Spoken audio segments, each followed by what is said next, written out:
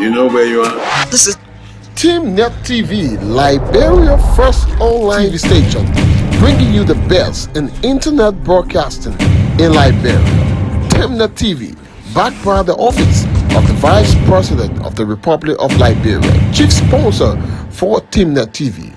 TeamNet TV, Liberia first. Hi people, my name is Rose Quebec Cairo. I work in the office of the Vice President, Republic of Liberia, and I love watching TeamNet TV for their coverage because they go beyond the borders to bring you exactly what's happening. Don't miss out. Keep watching out for TeamNet.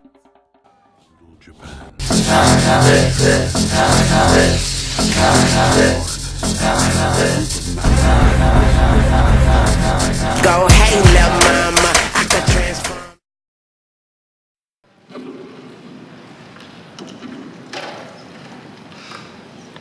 Good morning. Good morning.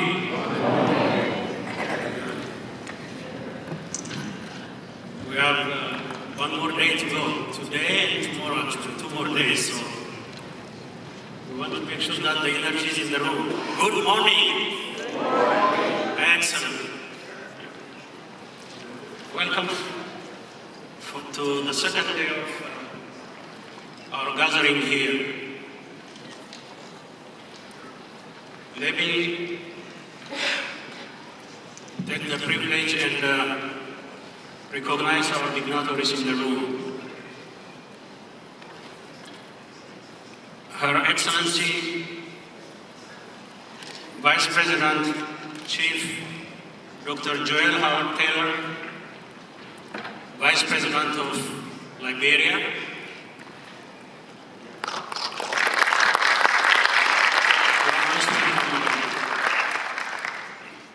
Excellency Ministers from various African countries, you are most welcome.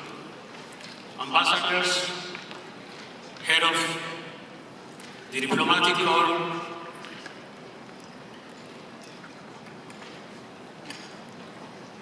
UN agencies, I'm particularly recognizing our UNRC here, Dr. Fode,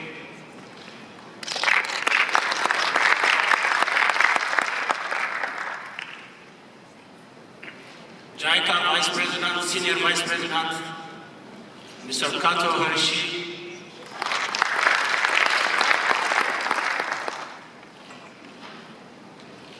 colleagues, all leaders of the private and public sector who are represented here. It's my pleasure and distinct privilege to welcome you all to this pre-conference on financing, education, health, and green water in Africa. These 3 sectors directly relate with basic fundamentals of people's survival. Unfortunately, unlike in other regions of the world, the current situation in Africa is characterized by high levels of illiteracy, including those in school, limited access to health services, and an increasing number of people who go to bed hungry every night. Evidence from studies show that the lack of progress in these sectors is no longer due to technical issues, but a lack of resources for Africa to be able to meet the food, health, and education needs. It will have to invest 40% of GDP to those sectors. This is about 70% of the budget. Generally speaking, the funding gap for SDGs in Africa is very large, estimated to be between USD 400 billion to USD 700 billion per year. Available option of SDG financing also continue to narrow down.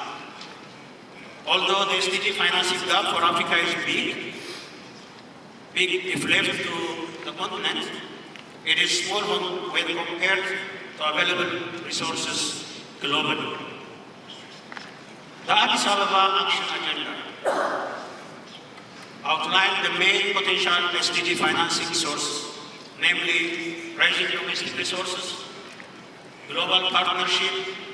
We suggest develop economics to extend 0.7% of their GNI in the form of ODA to the low-income economies to support their strive towards ending poverty. 3, unleashing the investment, tapping the investment potential of the SDGs. And 4, espousing the prospects of philanthropy.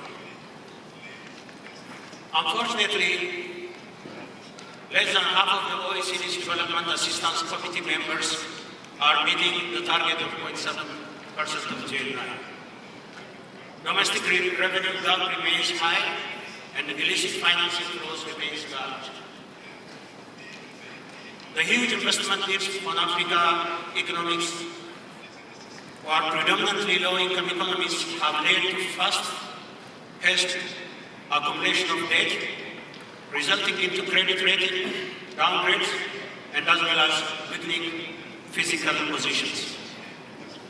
As of February 2019, 10 African countries were deemed by IMF to be in the debt distress, and 8 are in the risk of high debt stress.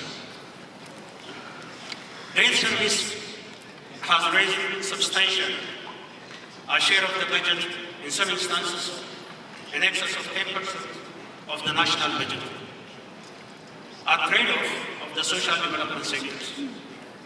In fact, social sectors per capita spending has been on a declining trend at reversal of the social inclusion progresses. With the situation I just described, it may seem impossible for Africa to finance SDGs. However, if we opt to do things differently, leverage more political leadership and transparency, we can work with partners and stakeholders around the world to raise significant resources to turn around the situation within the SDG time frame.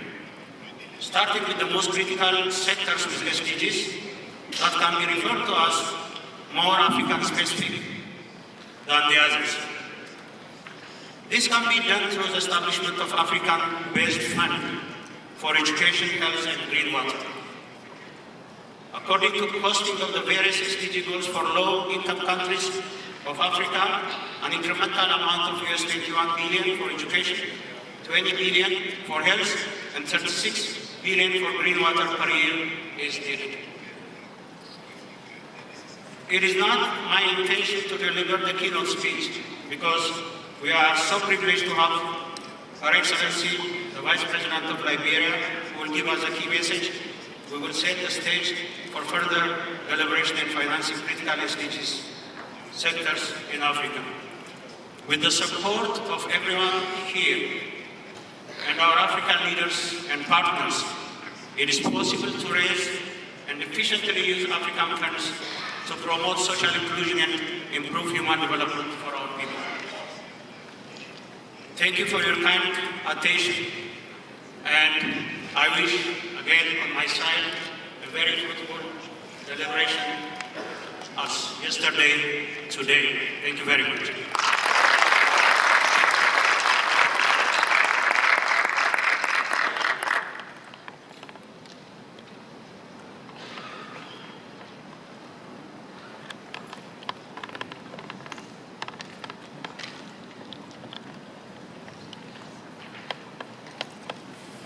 May I take the opportunity and try to, if I can, introduce the next speaker, Her Excellency, Vice President Chief, Dr. Joel Howard Taylor.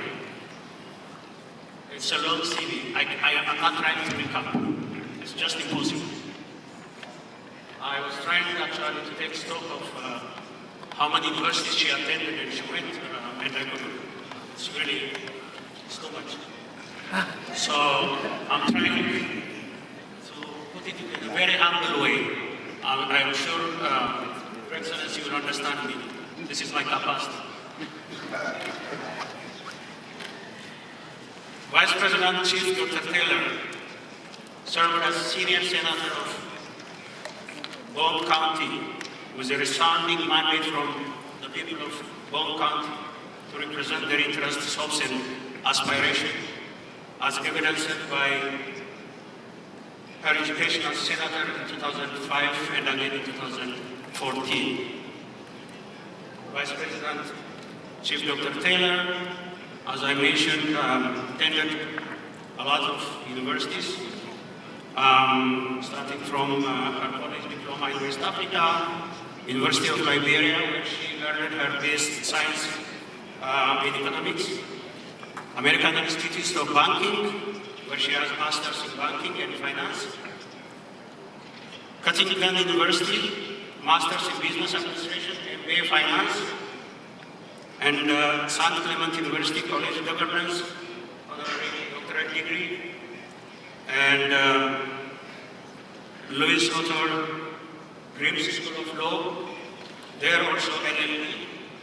So it goes on and on. What actually caught my eye on listing her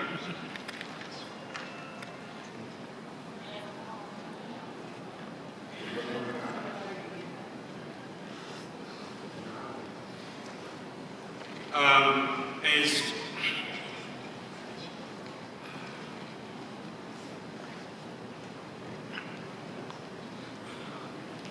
Dr. Taylor is a visible and very involved stateswoman with a vision for affordable but quality education, transparent justice system, improved and accessible health system, women economic and political participation, and an accountable public service system.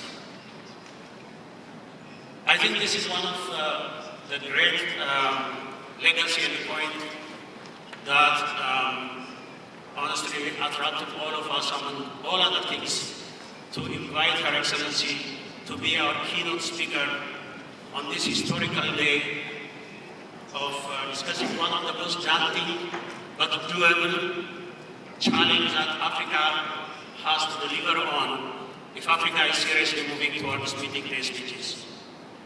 This is why we want to hear from her, and this is why actually she's the right person to energize and to set the stage for today's discussion. I will stop here and I will ask humbly the Vice President to come forward and to address this August gathering. Thank you, Madam.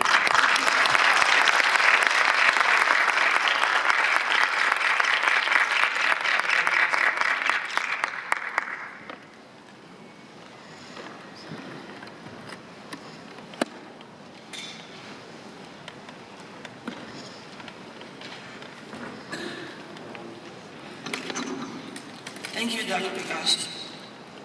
I'm just Jewel. Good morning to everyone. I would like to pay reverence to His Excellency President Paul Kagame, President of Rwanda, who's the chief host of the SDG Africa's office, and everything we hope to do as Africans emanate from here. And so though he's not here this morning, we salute him.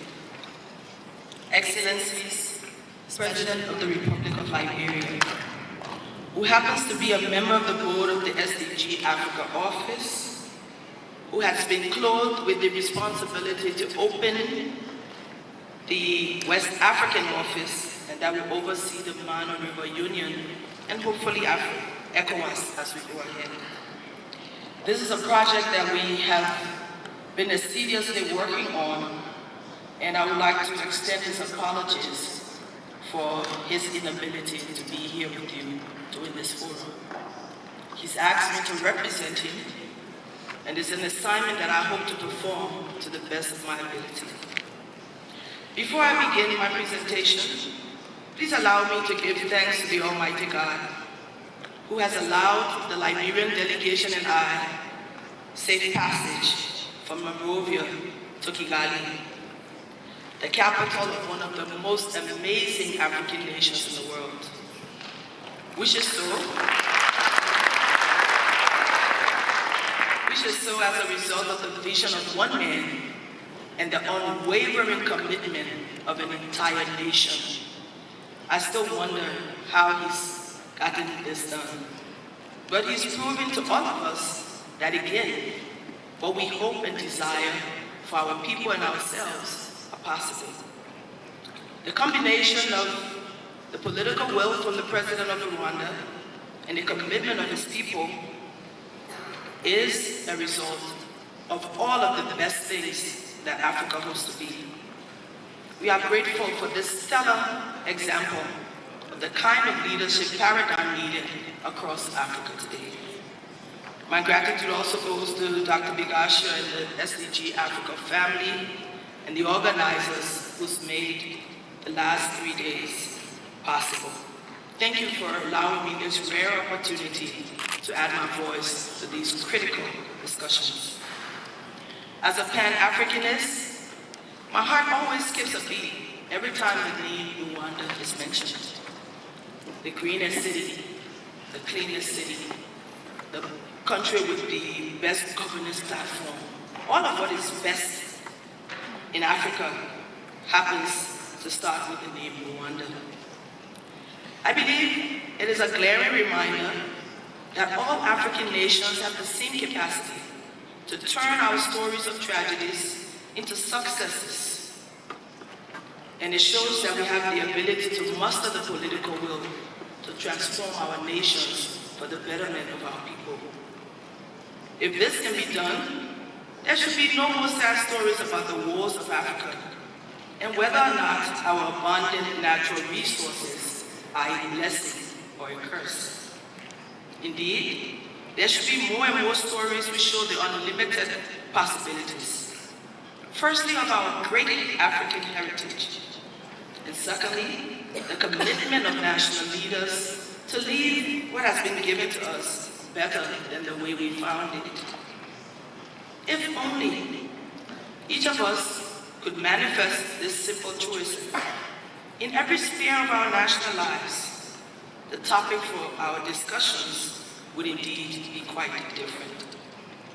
Howbeit, it is my honest prayer that those who have been privileged to stand in positions of trust will begin in earnest to use their vantage points, political will, and unlimited resources located in every African nation for the transformation needed to change the lives of our people. Keeping in mind that Africans deserve no less than the best we have to offer, so that sooner rather than later, each African nation will be viewed as the world views success stories like Rwanda, like Ghana, and like Botswana, thus making it imperative for those nations who are lagging behind to strive for a better governance system. Excellencies, distinguished ladies and gentlemen, today's topic speaks to very critical issues affecting Africa's growth, development, and prosperity. Since 2000, Africa has made some progress, but all of us should admit that it's not enough. Many nations continue to lag behind in their commitment to working to achieve the Millennium Development Goals. Subsequently today, the same nations lag behind in trying to achieve the SDGs. As a result, across the continent, there is dire poverty, a sense of hopelessness, despair amongst our young people, huge levels of illiteracy and mortality due to poorly functioning health and educational systems. And to make things even worse, most African nations are unable to feed themselves. We grow what we do not consume, and we consume what we do not grow. It is this prevailing situation and the urgent need to begin to do something about it now, which brings all of us here. Thankfully, the passion behind the drive of the SDGs is to see the leave no one behind policy become a reality across our continent. Because it's talking about the quality of lives of people in all places and not just a few. What makes this program a lifeline and one of the best options for national governance systems is that the SDGs emphasize not just the opportunities to lift people to a better standard of living, but provides opportunities for prosperity. Sadly, at the current pace of development, African nations remain at a high risk of being unable to realize these simple aspirations. When one considers that Africa is a youthful continent with 40% of the population below the age of 15 years old and approximately 33 million babies being born every year, it is a point of concern. Further still, Africa remains the only region without a demographic transition. And as a result, all that we do limits socio-economic transformation on a wider scale. This scenario shows that population growth will continue to undermine socio-economic progression as reflected in the stagnation of the SDG results across Africa. One glaring example is that the poverty rate reduction over the past 2 decades has not translated to a reduction in the number of poor people on the continent. We must change this trajectory. African leaders must now consider which priorities to prioritize. The matrix contained in the SDGs gives a long laundry list of what is the optimum aspiration. But it is clear that in order to reach this optimal level, one must begin at areas most important, first for survival. As a result, I hope you will consider the perspective of the African SDG program that the survival and prosperity of our people depend firstly in agreeing that the basic needs which should form national priorities are health, education, and agriculture. Once a decision like this is taken, countries can then begin considering ways to plan, finance, and implement programs under these sectors, which directly impact and improve the lives of people. Though all SDGs matter, some have stronger synergies, better trade-offs, and higher correlation with other goals. These areas are most directly related to the SDGs 2, 3, 4. They are identified as game changers, and they are key levels for the rapid development necessary for SDG achievement and African transformation. As you well know, the statistics from the continent show that there exists an enduring trend of food insecurity, with nearly 1 in 3 Africans at the risk of starvation. There is an increased vulnerability to the climatic and weather conditions, which were not previously a regular part of the African weather pattern. They are now becoming regular phenomena, such as the El Nino-related droughts you can find in much of Africa. To make things worse, agricultural production in Africa is centered on exports for foreign consumption and not food security, which predominantly depend on rain-fed subsistence farming that is affected by unreliable, unpredictable, and erratic rainfall patterns, thus leaving the continent under a persistent threat of hunger. It is then difficult to achieve the SDG priority number 2, which is to end hunger, achieve food security, and improve nutrition and promote sustainable agriculture. The scene is similar in the health and educational sectors. The scores also are very low, which automatically manifests into low life productivity and low life expectancy. This reflects a very disturbing paradox, which if not arrested, will make the next several generations of Africans unable to survive or be adequately prepared to deal with the challenges they will face.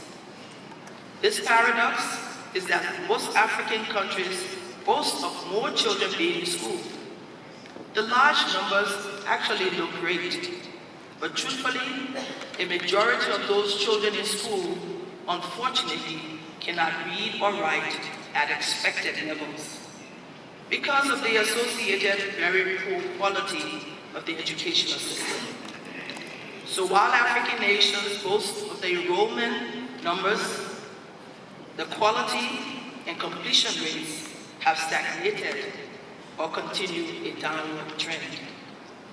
The situation is even worse for the girl child, who risk ending up as sex workers, child brides, or being denied opportunities to go to school simply because the parents cannot afford to. This trend exists also in the health sector, where we have high rates of HIV and AIDS, maternal mortality, regular instances of Ebola and TB. There are also high rates of death from malaria and other childhood diseases because most Africans do not seek health services because they simply cannot afford to. To further compound this dire situation, most nations faced with difficult per capita spending choices currently show a constant decline in allocations for education, health, and agriculture. These facts show that Africa is off track on social inclusion goals, which make it unlikely that they will ever meet the targeted goals by 2030. But as we gather to consider solutions for these issues, let us note that it is no longer a secret that the financing needed for sustainable development goals in Africa remain far below the expected amount necessary to meet the targets. In fact, Africa's current additional financial needs per annum are much lower than it receives collectively from both internal and external sources. There is therefore a financing gap too large to fill, and if left to the continent alone, but relatively small when compared to available global resources, especially for the OCDA countries. If one looks at official development flows to Africa, they have grown marginally, remained stagnant, and in some instances have drastically declined. Resultantly, there is increased pressure on annual available allocations between funds for infrastructure development and much needed social development initiatives, resulting in a steep decline in social sector spending and a reversal of all of the gains we've made. The key question then is, how do we finance SDG-tailored investment vehicles which will take into account the urgency, the magnitude of the problem, and the complexity of the challenges being faced across Africa? But as we ponder this question, it is critical that we take a glance at the challenges in national systems which must be overcome in order to have the space to create the new paradigms that we seek. Some of which are securing the political will of national and local leaders for effective reform management and localized achievement of sustainable development goals. In a report from the Independent Journal of Management in 2017, one of the writers stated that political will is a critical first starting point for sustainable and effective reform programs, and that lack of that political will is at the center of the lack of transparency, accountability, good governance, and leadership. Second point is that we must ensure that there are administrative reforms that put in place the right system for what we want to see. Number three, we must ensure the inclusion of CSOs and watchdog agencies in the governance space. This inclusion is imperative, for these actors play a crucial role as agents of information dissemination, oversight, accountability, monitoring, and evaluation. And number 4, encouraging the building of a strong democratic parliament. Parliamentarians are the true representatives of the people and must always have the people's interests in sight. They have a constitutional and social responsibility to play a significant role in supporting and monitoring all programs that have direct benefits for their people. Number 5, we must ensure the adherence to the rule of law. Number 6, we must ensure public awareness and involvement. For any government that wishes to succeed must find a way to carry its people along. 7, we must eliminate the culture of corruption and mismanagement of the scarce resources that we have. Clearly, there is no other way to consider the new paradigms needed to solve these critical issues unless we build the necessary governance platforms which then form the basis for the critical evaluation of how not only to raise funds needed, but to implement the shifts needed for the proper combination to achieve the SDGs. Excellencies, distinguished ladies and gentlemen, permit me to recommend for your consideration a two-pronged approach which harnesses both internal and external sources of funding as the best way to ensure local commitment, obtain external assistance, and set the basis for sustainability. Some of the internal options are restructuring national budgets. To reflect the priorities that we speak about, national budgets can be reduced, expenditure and wasteful spending can be eliminated, the savings can be used to increase expenditure in the relevant sector areas. Another internal option is strengthening the revenue administration. And there are so many options of creating avenues using ICT and other ways to bring on board new and upgrade businesses on board, thereby creating avenues for investment in non-traditional business opportunities. Another option is to open up the governance space, support inclusive social growth, and last but not the least, ensure gender equality initiatives form a cogent part of the governance space. If you look across Africa today, we'll find out that there is 1 female president and maybe 3 female vice presidents across Africa. The women are losing space, and we all agree that if half of your population does not contribute to your growth and development, then you're losing 50% of the unlimited possibilities that women bring to the table.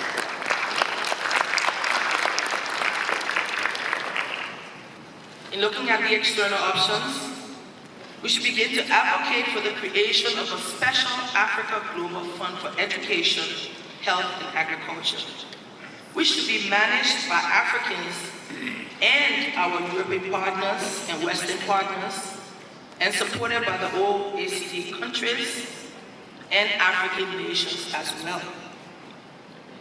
We should develop a formula for the full participation and contribution from all African nations. For this is our problem, and I think we should put our money where our mouths are.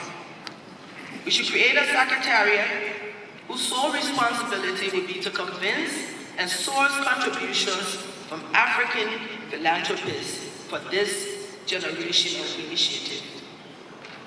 And we should seek additional contributions from affluent African nations. These funds, drawing lessons from other global fund initiatives, will build the impetus for the provision of urgent response, scale resilience, and sustainable mechanisms of financing to help Africa achieve the SDGs by 2030. Excellencies, conference delegates, distinguished ladies and gentlemen, do I believe that the impetus for the achievement of the SDGs must begin at the internal and national levels? I know that no one is an island. For no one nation has the capability to provide all of its own needs at once. Therefore, The holistic approach that governments need to achieve the SDGs is this two-pronged approach, which firstly include the maximization of available local resources and then a robust advocacy for the creation of an African Global Fund for health, education, and agriculture as a way of helping all of us achieve the SDG goals. The formula being suggested is that by removing constraints, transforming national budgets and programs to reflect priority areas, supporting innovation, diversifying our economies, and exploring new financing opportunities, African nations can expand their good prospectus, work assiduously towards achieving the SDGs, broaden participation, and inspire confidence in our governance systems. As I close, I hope you will agree with me that the fulfillment of the SDGs across African nations is indeed possible, but require bold, innovative, and committed leaders who can build teams that will create national platforms for a shared vision of a better Africa, with a common purpose of creating an enabling environment of peaceful coexistence, equity, open participation, innovation, development, and growth. For the bottom line simply is the improvement and prosperity of people on the African continent. It is glaring as we look across the African landscape that our people are no longer interested in empty promises of a better day to come. They have waited far too long and are now very impatient and long for the day when their needs, their hopes, and aspirations will become realities through sustained national priorities. And so as we gather together over the next few days to deliberate and consider the way forward in helping African nations achieve the three critical areas of the SDGs before 2030, barely 11 years away, it is important that we unite as a team, have a common vision, share our skills and resources, build social solidarity, build and defend the institutions of our democracy, uphold the rule of law, create incentives for achievement, and seek out those who have the financial capability to help create a more equitable world for all, and not just a few. Keeping in mind that though our people are resilient, committed, and resourceful, they can no longer wait in the shadows of dire poverty and exclusion while their natural and human resources are plundered for the good of a few. Please permit me just a few more moments of your time as I ask you to please watch a short inspirational video about the man who stopped the desert. It will show how, with vision and tenacity, we can indeed create a better Africa. Thank you.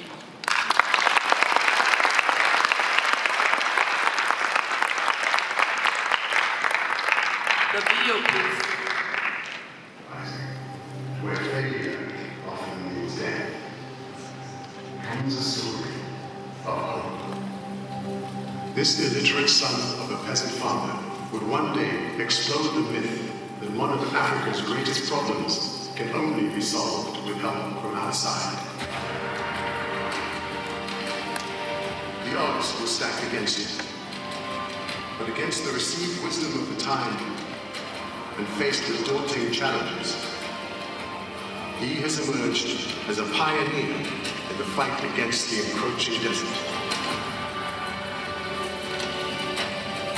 This is his incredible story, the story of Yakuba Sawadogo, the man who stopped the desert.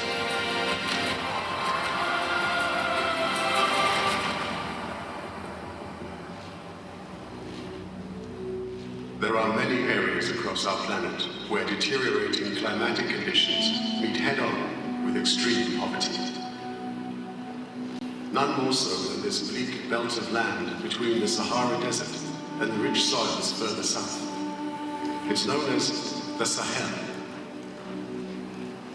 It would seem that stories of doom and gloom are all that the outside world gets to hear in this place. Throughout the 1970s and early 80s, this region suffered relentless periods of drought famine. As the desert conditions got ever closer, hunger forced more and more people to give up on their homeland and head for the cities. But away from the attention of the TV cameras, something happened that would transform the lives of thousands of people right across this region.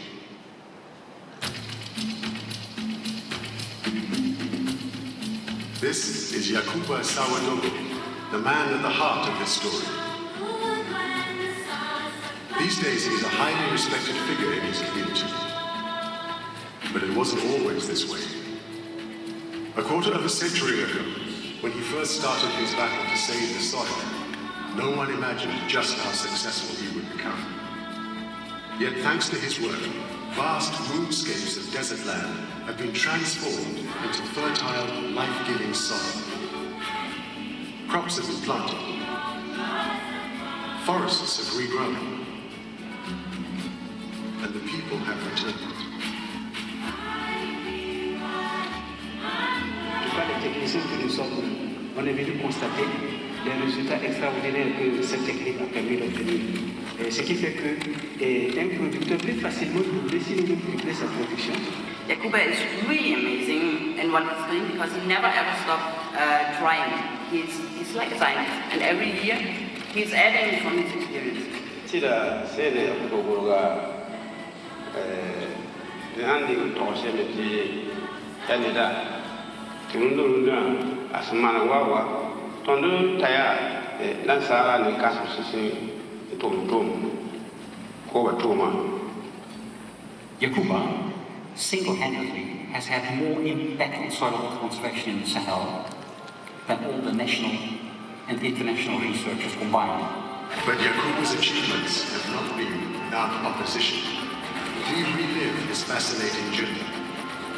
From the beginning, as a child struggling far from home, to his battle with the desert. As he dared to defy the authorities and accepted wisdoms. Right up to the present day, when his story takes on an incredible twist. Follow the peasant farmer from Africa as he takes his case to the heart of the Obama administration in Washington, D.C. Discover the untold story of the man who stopped the desert.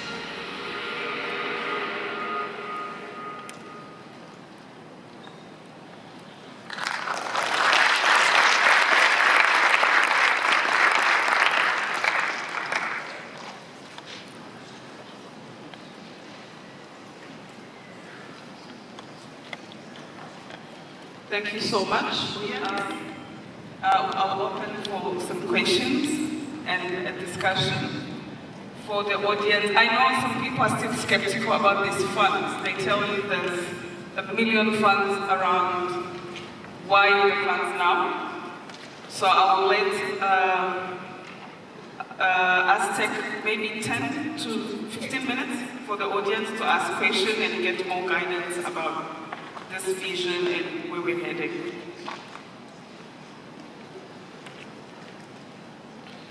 Is there any person in the audience who has a question?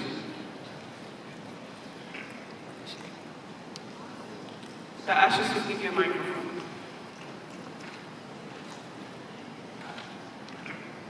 Thank you so much, Your Excellency. My name is Ernest Chibubi Benjamin. I'm the president of Heal the Planet Global Organization and Special Consultative Status with the United Nations, based members of Heal, Italy Highway. And my question is, from your speech, there is a very powerful phrase that you have quoted, and this you say that we grow what we don't consume, and we consume what we don't grow. This puts me in a position to think that much of what we're consuming coming from countries like China. China is invading everywhere in Africa, and the kind of goods they export to Africa are not substanding, and that's why the United States has been very skeptical and trying to regulate the agreements between China and the United States.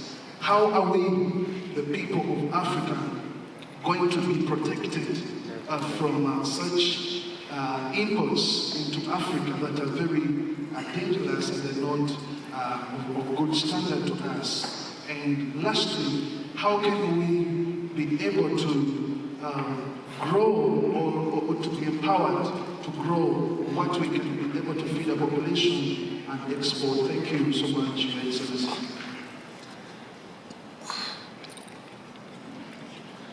Thank you for that question. I think the way we can be protected from goods coming from outside is to change our taste. If there wasn't a taste for imported rice, Liberia is a rice-consuming country. If you go and visit Monrovia and you ask someone if they've eaten, and they hadn't eaten rice, even if they had cassava or anything else, they'll tell you, I haven't eaten today, because they haven't had rice. But what is the rice they want? We've grown a taste for imported rice from China and Taiwan and other countries. But the fact of the matter is that that rice is processed. And I believe it's a source of some of the high levels of diabetes because it turns into sugar that we're finding across the continent. But the local Liberian rice, for example, is tasty, is fresh, has no preservatives. But many people prefer, the imported rice because in our mind, it makes you feel that you've elevated, or makes families feel that they're elevated to a new level. But if we could eat the local rice, and that is what I eat, because I think it's more healthy, the taste alone will help. If I'm not buying your rice or I'm not buying your goods, you can bring it into the market because we now are in a free trade agreement with many countries. But if the taste of Africans return to what we were before, it will help. How can we grow what we eat? It's a very simple formula. There is a mindset in my country, and it could be across Africa, I'm not sure, that most people prefer to work in offices. Everybody wants a job at the government level. And most people don't want to do farming. But if you look into the Western countries, you find out that those who are the richest are farmers. What a paradox. We need to agree that if we continue in the trajectory that we are, training our young people in accounting, which is important, and some of the other management areas that we find a lot of our people going into, instead of agriculture and mining and medicine, then we'll keep having the same problems. But I believe agriculture and the need to feed the billions of people on the continent is so critical. In any nation that is able to feed itself and export the fresh produce that we have because of our land and our waters, that again would help us grow what we eat, but also become self-sufficient and become prosperous. So the young people must now look at the areas of need in our different African countries and begin to grow and train instead of doing some of the common things for which 9 times out of 10 we are the well crafted. Yes, my name is Jane Allwood. I'm the Executive Director for SASCO. SASCO is Southern Africa Science Center for Climate Change and Adaptive Land Management. So I've got 2 comments, contributions, which I think can make this whole discussion really useful. The first point is that many times when we talk about health, we talk about it in isolation from the environment.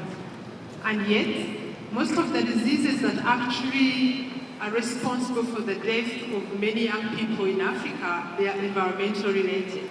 So that means that when we finance environment, we have somehow financed also health.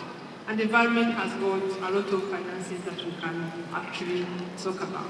Then secondly, in the broader financing, environment, health, and green water, I've got a totally different perspective. And the perspective is that we already have the resources, the finance resources that we have. In this room, we have about so many heads of institutions in Africa, and we have gained a lot of political support to have those international organizations funded. So the resources that we have, if we meet and share them and leverage and stop duplication, we can actually have a lot that we can be able to finance all these resources. So in addition to the political support, let us all of us, technical people, heads of institution, really find out how we can maximize the resources that we have. Because I am sure there's a lot of repetition, there's a lot of competitions which I think we can go away with because we have been given political support to engage in this discussion. Thank you. Merci pour la parole. Je m'appelle Boami Joyeux. Je viens de la République démocratique du Congo. Je suis médecin, je travaille dans un programme de lutte contre les violences sexuelles.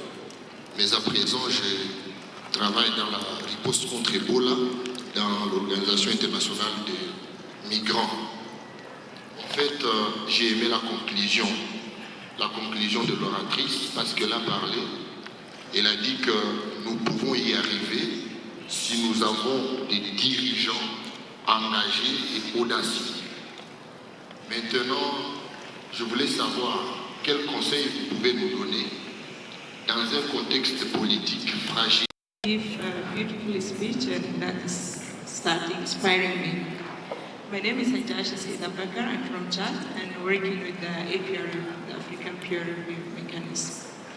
My worry is that when you say we need to get external funding, that when someone gives you something, he's going to ask something in exchange. That's how the rules of law. And that means we can never have an education Al-Africana and Al-African, and we're never going to have a health Al-African. Why I'm saying this? Because there's a proverb that says in my country, sorry, I'm going to say it in French, maybe the translator can help.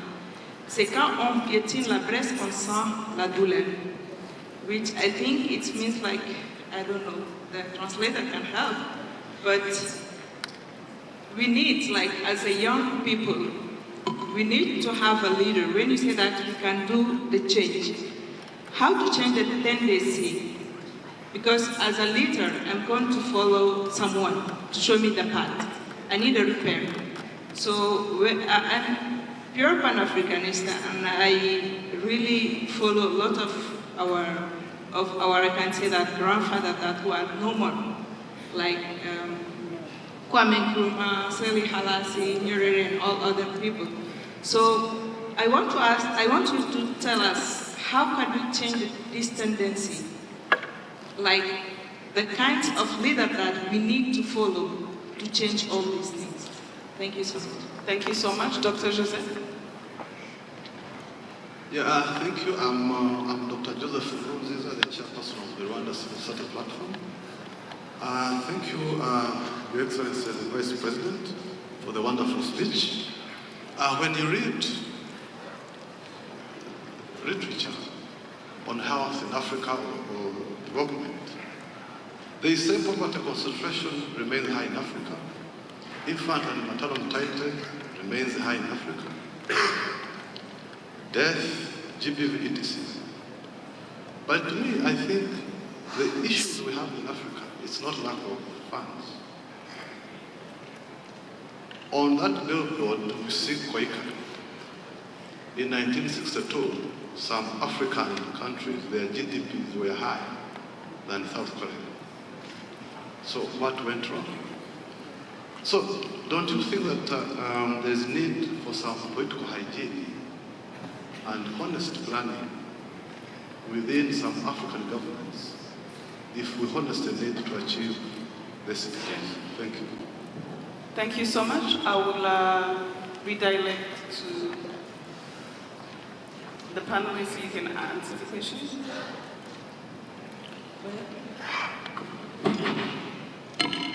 I think the first question was actually a comment. Looking at environmental related resources, how can we also add that to the mix, because we're dealing with climate change, some of the adverse effects that we all see in terms of how much rain fall in some areas and others. I think when you're hungry and you're down at the bottom, Maslow hierarchy of needs, so you must find the things that will keep you alive. And if you're talking about food security, you're talking about healthcare, you're talking about education, environmental issues are also included.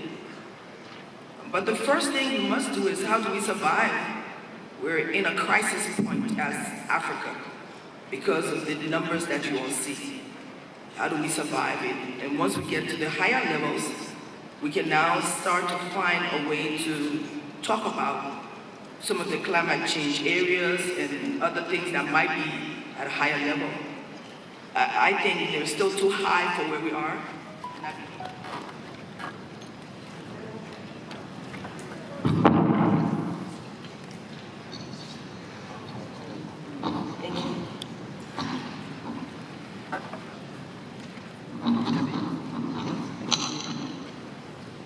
I would like to thank His Excellency, the President of Rwanda, for taking on this awesome responsibility, first of hosting the SDG office and following up and making sure that the targets set are being worked upon.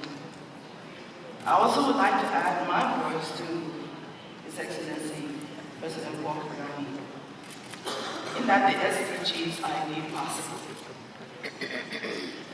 I'm really frustrated about the fact that Africa has all of the human and natural resources available to us, yet we continue to complain about how our people live in abject poverty, have no access to basic human rights, and we keep looking across the street.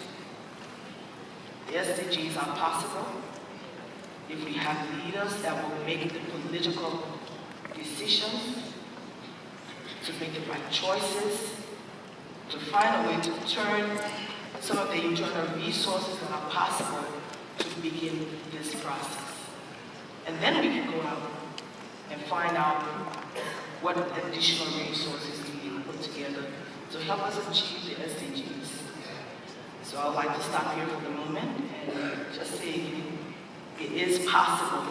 We must not drop the ball. Thank you. Thank you very much. Chairman du Conseil. Je dirais tout simplement bien qu'ambitieux, les objectifs contenus dans l'agenda de notre territoire et dans les autres pays, il est possible de les atteindre. Mais pour cela, il faut s'en convaincre. Et s'en convaincre profondément. Ce n'est pas juste un fait de mots. Il faut de la volonté politique qui doit être accompagnée par des actions concrètes sur le plan politique, sur le plan économique et sur le plan social. Le défi est global, l'effort doit être global et certainement le succès pourrait être global. Mais en tant qu'Africains, nous avons tous conscience que nous étions mal partis. Certains ont dit que même l'Afrique est mal partie. Il n'est jamais trop tard pour bien partir. Nous en avons le potentiel. Il suffit vraiment de s'en convaincre et d'agir. Merci. Thank you very much. Now, President Lungu, I don't put you on the spot, especially because you are our guest. I read a speech you made to the Parliament of Zambia, Open Parliament 2018. And I was very impressed by the way you spelled out the vision for Zambia by 2030. It mirrored exactly what is the SDGs. And I was impressed by the way you were trying to get to it. But on the same day, I was reading the Zambian press, the concerns and the interest of people here, and many Zambians might be listening. Thank you so much. We are a rich resource country, but like most